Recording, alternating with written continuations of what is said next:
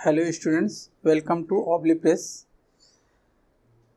मेरा पिछला first video doctor Hahnemann की बायोग्राफी के विषय में कुछ जानकारी हमने दे रखा था। अब कुछ उनकी राइटिंग्स के विषय में हम आपको बताएंगे सेकेंड वीडियो में। क्योंकि एक वीडियो में बहुत लेंदी हो जा रहा था, इस वजह से इसको हमने दो पार्ट किया है। तो डॉक्टर हनीमैन की जो राइटिंग्स है, पिछले में थोड़ा सा हमने बताया था, इसको और बाकी डिटेल आगे हम चलते हैं।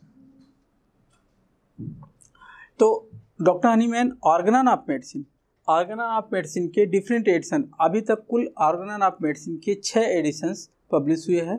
ये 6 के 6 एडिशन कब किस डेट में, डेट तो कम, स्पेशली किस ईयर में पब्लिश हुए हैं, ये ज़्यादा हम लोगों को जानकारी लेना है और इस पे ध्यान रखना है कि किस सन में कौन कौन से पब्लिश हुए। तो 1810 में first edition of organ of medicine publish हुआ।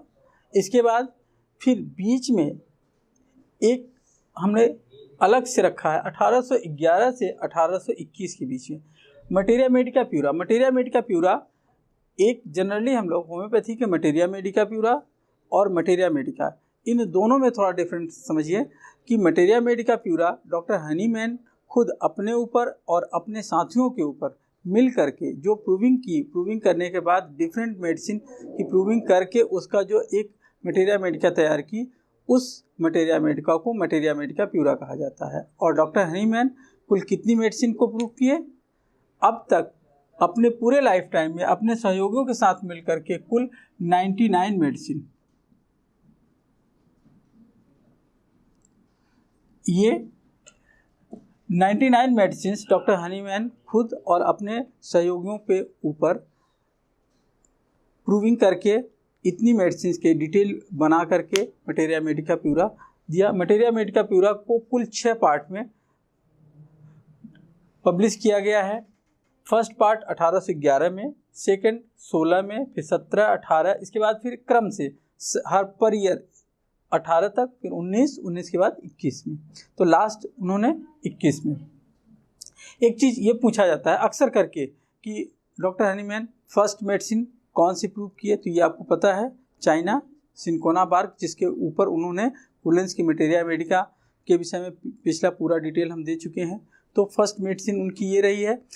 इसके बाद 1819 में second edition of organ of medicine, then 1824 में थर्ड एडिशन, फिर 1829 में फोर्थ एडिशन, फिर 1833 में फिफ्थ एडिशन, और इसके बाद इधर बीच देखिए ये बहुत लंबी गैपिंग के बाद 1921 में सिक्स एडिशन पब्लिश हुआ, और 1833 और 21 के बाद ये इन दोनों के बीच में, पाँचवें और छठवें के बीच में इतना लंबा गैपिंग का क्या रीज़न रहा, उसको हम अभी थोड़ी देर में बताएंगे। एक चीज़ इसमें और देख लीजिए कि फिफ्थ एडिशन, पाँचवें एडिशन को इंग्लिश में, ये चूँकि डॉक्टर हनीमैन जर्मन लैंग्वेज में लिखे थे, तो इसको इंग्लिश में ट्रांसलेट किया था डजन ने, और सिक्स एडिशन को इंग्लिश में ट्रांसलेट की डॉक्टर विलियम बोरिक ने ट्रांसलेट किया। तो ये दोनों चीज़ें हम ध्यान रखेंगे। कई बार इस पर क्वेश्चन पूछा जाता है कि फिफ्थ एडिशन को किसने ट्रांसलेट किया और सिक्स एडिशन को, क्योंकि डॉक्टर हनीमैन खुद जर्मन लैंग्वेज में लिखते थे और उसके बाद उसको अलग अलग लैंग्वेजेज में ट्रांसलेट किया, अलग अलग लोगों में। तो डजन फिफ्थ एडिशन को ट्रांसलेट किए थे और बोरिक सिक्स एडिशन को। तो इस तरह से हम लोग ऑर्गन ऑफ मेडिसिन के डिफरेंट एडिशंस को तो डेट वाइज पढ़ रहे हैं। पढ़ने के साथ इसको हम कंपेरेटिव थोड़ा सा हमने बनाने का प्रयास किया है, उसको बहुत शॉर्ट में कंपेरिजन करके हमने दे रखा है कि इसको आप मैक्सिमम, आप जितने भी इससे संबंधित क्वेश्चन आएंगे, आप केवल इतना इस चार्ट को याद रखिएगा, मैक्सिमम क्वेश्चन इससे कवर हो जाएंगे। शायद ही कोई इससे बाहर आए, पहले तो आप इसमें आपके लेवल का कोई क्वेश्चन बाहर नहीं होगा, इसलिए इसको हम एक चार्ट के माध्यम से आपको बता रहे हैं, इसको थोड़ा ध्यान दीजिएगा। ऑर्गन ऑफ मेडिसिन का जो इसका मेन स्रोत क्या है, मेन सोर्स क्या है, तो मेडिसिन ऑफ एक्सपीरियंस, इसका पहले हम बता चुके हैं। 1805 में डॉक्टर हनीमैन ने एक मेडिसिन ऑफ एक्सपीरियंस जो है पब्लिश किया था, उसमें इसके विषय में पूरा डिटेल दिया गया है, और ये precursor of the Organon of medicine, इसी को हम मुख्य रूप से ऑर्गेनन ऑफ मेडिसिन का मेन प्रिकर्सर कहते हैं। तो ऑर्गेनन ऑफ मेडिसिन के विषय में डेट वाइज हम लोग उस तरह से पढ़ने के बजाय इसको हम चार्ट में बताने का प्रयास किए हैं कि इसको बहुत शॉर्ट में हमने कर रखा है।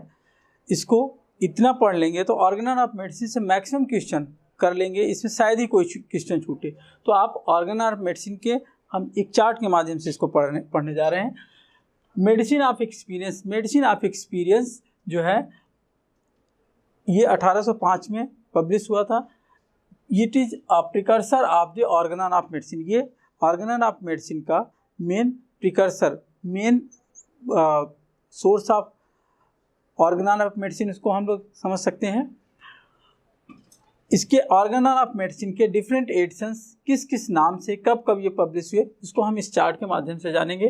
तो पब्लिश्ड इन ईयर, ये ऑर्गेनन ऑफ मेडिसिन का फर्स्ट एडिशन 1810 में पब्लिश हुआ, सेकेंड एडिशन 1819 में, थर्ड 1824 में, फोर्थ 1829 1829, देन फिफ्थ 1833, इसके बाद 1921। इस 1833 के बाद 1921 इसके बीच लगभग 78 ईयर्स का गैपिंग हुआ। आपको याद होगा मेंडल, ग्रेगर जॉन मेंडल, जो कि जिनको हम फादर ऑफ जेनेटिक्स कहते हैं, उनके शुरू के एक्सपीरियंसेस, जितना भी एक्सपेरिमेंट उन्होंने किया, उनके एक्सपेरिमेंट को लगभग इतने साल बाद फिर जो है उनको उसी एक्सपेरिमेंट को दोहराया गया। तब बाद में उनको जो है उनके मरने के बाद फिर उनको फादर ऑफ जेनेटिक्स कहा गया। तो यहाँ पे भी आप देखिए कि डॉक्टर हनीमैन की जो कुछ उनके लेख थे वो बीच में बहुत लंबा गैपिंग हो गया।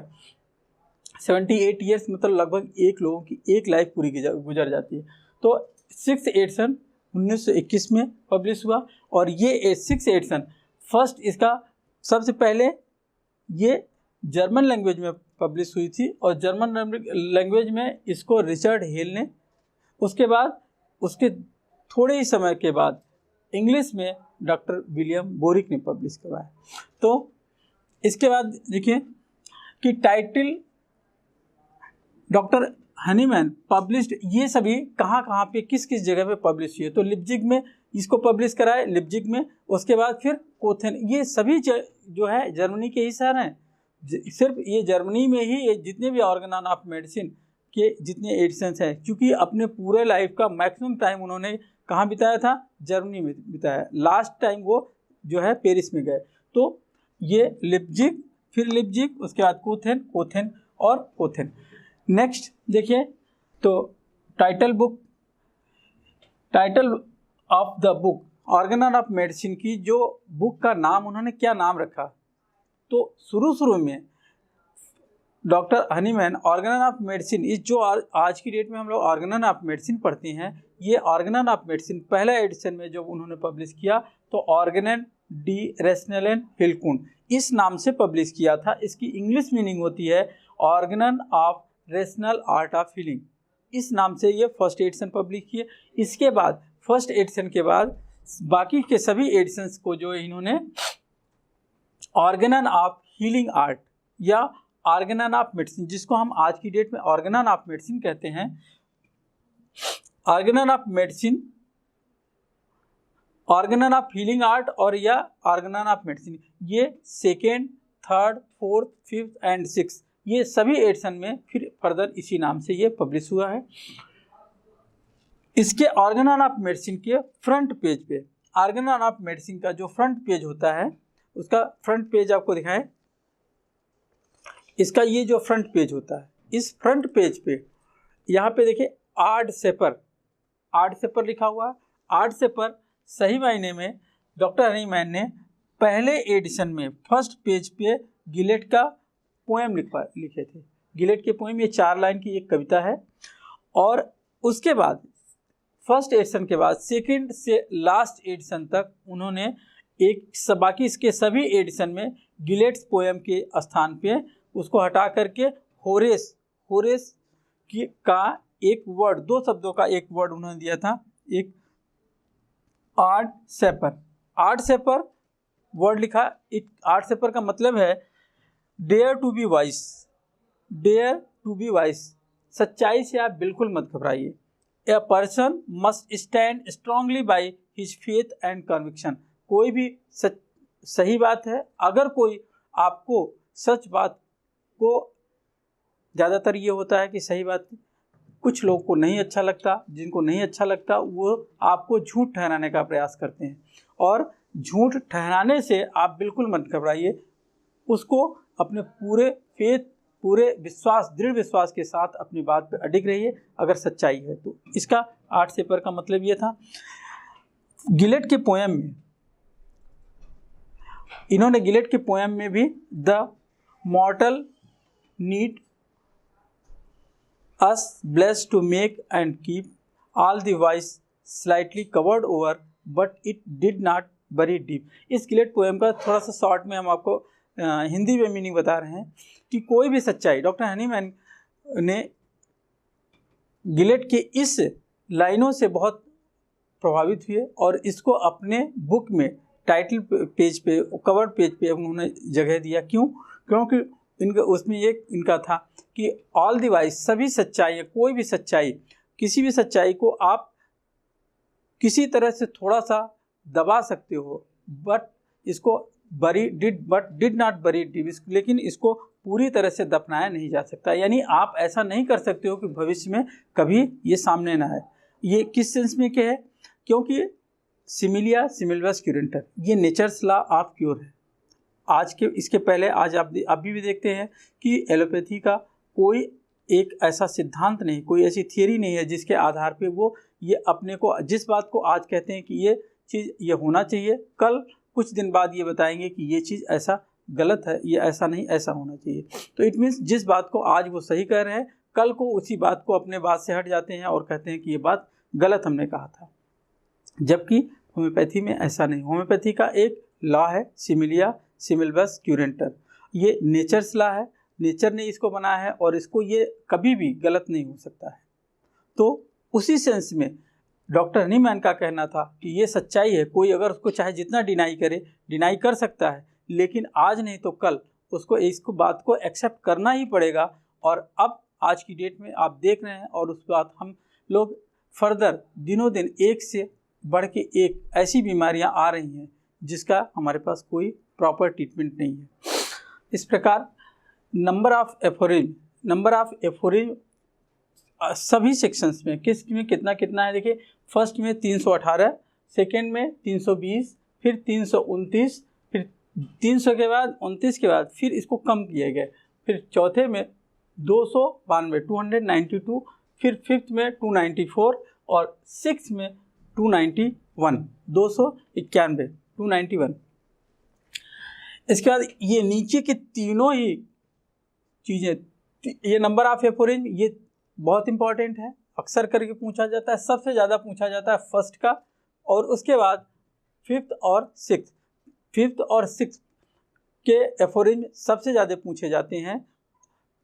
और फिफ्थ एडिशन, सिक्स एडिशन, सिर्फ पाँचवें और सिक्स एडिशन में मुख्य अंतर इसलिए ज़्यादा इम्पोर्टेंस दिया जाता है क्योंकि फिफ्थ एडिशन डॉक्टर हनीमैन के लाइफ टाइम में पब्लिश हुआ था और सिक्स जो है ये डॉक्टर हनीमैन के आफ्टर डेथ। तो इसलिए इन दोनों को हम कंपैरेटिवली पढ़ते हैं, और ये दोनों में सिक्स में काफ़ी कुछ चीज़ें, नई चीज़ें जो ऐड की गई हैं वो कुछ डिस्प्यूटेड भी है। तो जो डिस्प्यूट है उन चीज़ों को हम फिफ्थ में कैसे उन्होंने क्या चेंज किया है उसको कंपेयर करके पढ़ते हैं। फिफ्थ एडिशन को अभी पीछे हमने बताया कि डजन ने इंग्लिश में ट्रांसलेट किया था और इसको विलियम बोरिक ने। नेक्स्ट देखिए theory of chronic disease. Theory of chronic disease first time fourth edition में आया। ये क्वेश्चन अक्सर आता है कि ये पहली बार किस एडिशन में पब्लिश हुआ, तो ये फोर्थ एडिशन में। उसके बाद theory of vital force and drug dynamization. Theory of vital force और ड्रग डायनामाइजेशन ये सबसे फर्स्ट टाइम ये फिफ्थ एडिशन में पब्लिश हुआ। उसके बाद फिर new method of potentization. New method of potentization ये actually 50 millesimal scale, 50 millesimal scale, 50 millesimal scale, ये इसके विषय में आपको हम बताएंगे अभी आगे पोटेंटाइजेशन में कि कुल कितने तरह के स्केल्स हैं और वो कैसे कैसे होता है। तो एंड पोटेंटाइजेशन और रिपीटेशन ऑफ डोजेज, इसको हम 6 एडिशन में डॉक्टर हनीमैन ने बताया है। इस तरह से ऑर्गन ऑफ मेडिसिन की कंपैरेटिव स्टडी हम लोग इसमें देखिए, और इसको हमने बहुत शॉर्ट करने का प्रयास किया है। और इसमें अगर इतना आप कर लेंगे तो निश्चित रूप से सभी क्वेश्चन ऑर्गन ऑफ मेडिसिन के डिफरेंट एडिशन से अगर कोई क्वेश्चन आएगा तो ये इसमें आपका श्योर एंड सर्टेन इसमें से आप सभी क्वेश्चन हल कर लेंगे। बाकी नेक्स्ट वीडियो हम जल्दी ही आगे अपलोड करेंगे, इसको आप देखिएगा। Thank you.